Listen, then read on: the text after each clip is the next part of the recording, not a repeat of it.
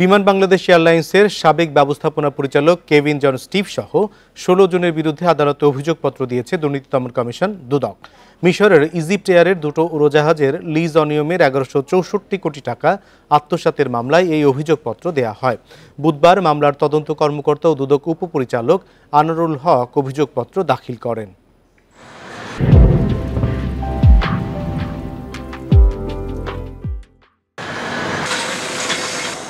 ২০১৪ সালে ইজিপ্ট এয়ারের কাছ থেকে ৫ বছরের জন্য দুটি বোয়িং উড়োজাহাজ ভাড়ায় আনে বিমান। কয়েক বছরের মধ্যে উড়োজাহাজের ইঞ্জিন কয়েকবার বিকল হয়ে যায়। যুক্তরাষ্ট্র থেকে ইঞ্জিনগুলো মেরামত করা হয়।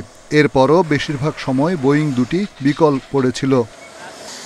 বেসামরিক বিমান চলাচল সম্পর্কিত সংসদীয় স্থায়ী কমিটির প্রতিবেদনে জানা যায়, মূল চুক্তিকে পাশ কাটিয়ে ১৮ বছরের পুরাতন দুটি উড়োজাহাজ ভাড়ায় এনেছিল বিমান, আর এতে সরকারের লোকসান দেখানো হয় ১১৬৪ কোটি টাকা।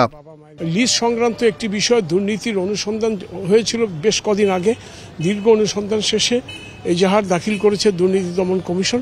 তারপরে দীর্ঘ তদন্ত শেষে আজকে আদালতে অভিযোগপত্র দাখিল করল ১৬ জনের বিরুদ্ধে। ৩০ জনের মধ্যে তদন্তে অন্তত ১৪ জনের কোনো দায় পায়নি দুদক। বিমানের সাবেক এমডি কেভিন জন স্টিভ সহ ১৬ জনের বিরুদ্ধে আদালতে অভিযোগপত্র দাখিল করা হয়। এখন আদালতে বিচারে যাবে, চার্জশিটের উপর শুনানি হবে। আদালত যদি মনে করে পর্যাপ্ত তথ্যপত্র আছে তাহলে আমলে নেবে। আমলে নেওয়ার পরে যদি আমলে নেয় তারপরে এটি বিচারের জন্য যাবে।